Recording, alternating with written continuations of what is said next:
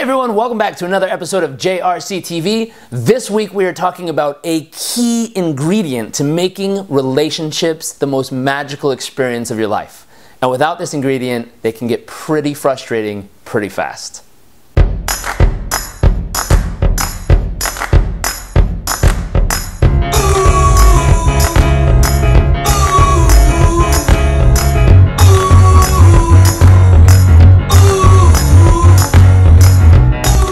What's the magic sauce we're talking about that makes relationships so incredibly amazing or makes them feel pretty frustrating?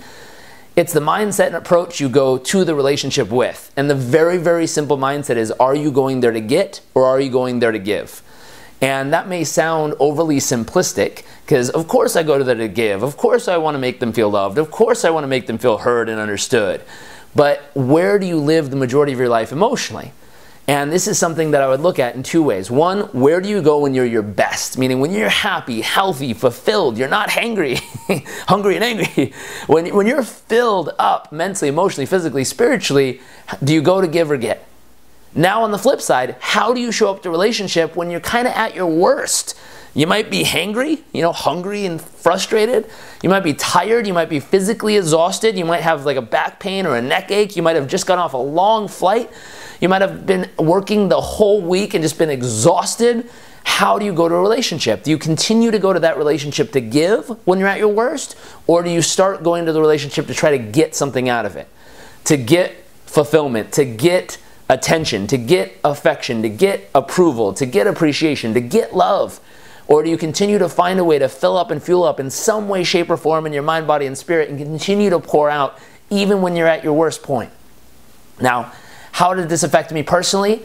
I remember for many, many, many years, I would always go to a relationship specifically in my life that I wanted approval from. And I would go there and I'd be so excited to see this person, and I would show up and I would kind of think of all the amazing things I had done up until that point in my life, that week or that month or that year, and I couldn't wait to share how great things were going and how awesome business was and how amazing my clients were doing and how incredible my health transformations had been, and I was so proud to share these things. And I don't know if you have someone like this in your life, but they're the type of person you go to because you desire this feeling from them. You desire this approval, or you desire this attention or this love or this acceptance from them. And you go there and they say, hey, how's life? And you go, oh my God, it's amazing. And this is good, and this is good, and this is good, and that's great, and this is good, and this is good. And at the beginning, they're excited for you. They're like, oh, that's really good. I'm excited. Congratulations. Wow, that's awesome. But after a while, you just keep talking about yourself. And it hits a moment where they start to being like, okay, well, have you thought about doing this? Or have you thought about trying to improve it in this way? And they start giving you tips or strategy or ideas. And what it sounds like is them pointing out flaws in what you just shared. Now at that moment, if you've ever been in a position like this, usually it feels like your heart is broken because it's like, oh, why would you point out what's wrong with what's going on? Why would you point out that I'm not in a long-lasting relationship right now? Why would you point out that financially I might not be exactly where I want to be? Or why would you point out my weak spot? Oh, it hurts. And what's interesting in that moment is if you reflect over the entire experience, were you going there to give or were you going there to get? Now, 9 times out of 10, very, very rarely someone slips through the cracks, but 9 times out of 10, the person is going there to get approval, love, attention, affection, appreciation, acknowledgement, whatever it is. And if you flip around that situation and you go there to give that which you desire most, you'll be amazed what happens in the relationship. Now, I know this from firsthand experience because I made a decision to no longer go to relationships, any relationships in my life, or business, or friendships, or intimate relationship, any relationship whatsoever. I decided to only go to relationships to give something. So I would search within myself and say, what can I give to this relationship that would enhance it, that would make that person feel loved, appreciated, acknowledged, cared for, seen, heard, understood, or whatever it is they desired most out of the relationship. And magic happened.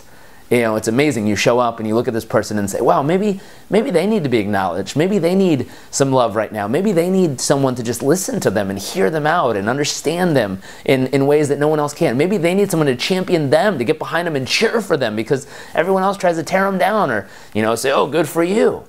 And what's amazing is when that happened in my own life, I can just tell you every single relationship, hands down, changed dramatically.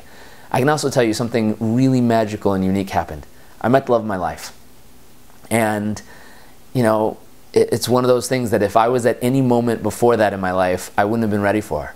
Because I would have gone to that relationship trying to get something out of it versus going to that relationship trying to give my all to it. And here's one last little tip and insight for you. When you go to a relationship to get whatever it is you're trying to get, love, approval, attention, sex, friendship, you know, fill the void, not feel lonely, whatever it is you're trying to get from a relationship, in an intimate relationship, eventually, when you drain that out of it, it will be empty of it, and you'll have to go somewhere else to find that which you were trying to get from it. When you go to a relationship to give, it becomes your mission in life to constantly find a new, creative, and innovative way to give even more to the relationship.